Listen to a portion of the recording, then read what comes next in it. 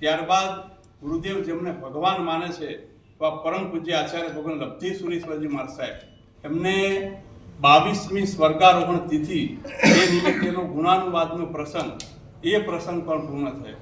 ત્યારબાદ પરમ પૂજ્ય મુનિરાજ ભવ્ય રત્ન વિજયજી મહારાજ સાહેબ, એમને સંયમ જીવનના 25 વર્ષ પૂર્ણ થયા, એ નિમિત્તેનો પ્રસંગ એ પણ પૂર્ણ થયો. ત્યારબાદ ગુરુ ભક્તોના ઘરે ગુરુદેવના પગલા, આ બધા જ પ્રસંગોના કારણે ગુરુદેવ આપને થાક લાગ્યો હશે. વિનંતી એટલી છે કે આ થાકને અમારા સંઘમાં ઉતારો અને વધુ સ્થિરતા કરો, એવી અમારી વિનંતી છે.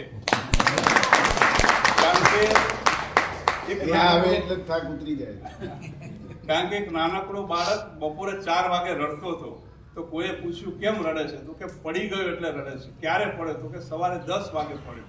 તો કે 10 વાગે પડ્યો ને અત્યારે કેમ રડે છે, તો કે જ્યારે પડ્યો ત્યારે કોઈ હતું જ નહીં. કોઈ મનાવવા વાળા પણ હોવા જોઈએ, કોઈ સમજાવવા વાળા પણ હોવા જોઈએ, કોઈ થાક ઉતારવા વાળા પણ હોવા જોઈએ. વાહ રાજા વાહ. બસ ખાસ આજે સંઘ માટે એક આનંદનો ગૌરવનો વિષય કે ગુરુદેવને 50 વર્ષ સંયમ જીવનના પૂર્ણ થયા. એની જે કાટલોડિયામાં જે 5 દિવસનો પ્રસંગ હતો, એની કંકોત્રી લેખનનો લાભ ગુરુદેવે આપણા સંઘને આપ્યો હતો. અને પત્રિકા લેખનના સંપૂર્ણ લાભાર્થી પરિવાર એટલે બીનાબેન રૂપેશભાઈ પરિવાર, ખૂબ ખૂબ અનુમોદના. પછી કાટલોડિયાની અંદર જે 5 દિવસનો પ્રસંગ કર્યો, એના મુખ્ય લાભાર્થી પરિવાર એટલે બીનાબેન રૂપેશભાઈ પરિવાર. અને એ પ્રસંગના સહલાભાર્થી પરિવાર એટલે આપણા સંઘના ટ્રસ્ટીવર્ય બિપિનભાઈ પરિવાર, રંજનબેન બિપિનચંદ્ર મોરારજીભાઈ પરિવાર, બંને પરિવારોની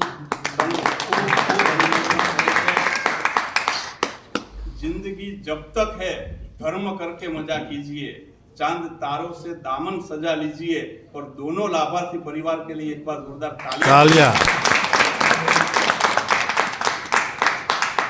बस બંને પરિવારોની ખૂબ ખૂબ અનુમોદના સાથે ગુરુદેવ સંઘમાં પધાર્યા, ખૂબ આનંદ થયો. એકવાર સંજયજી માટે થઈ તાલિયા.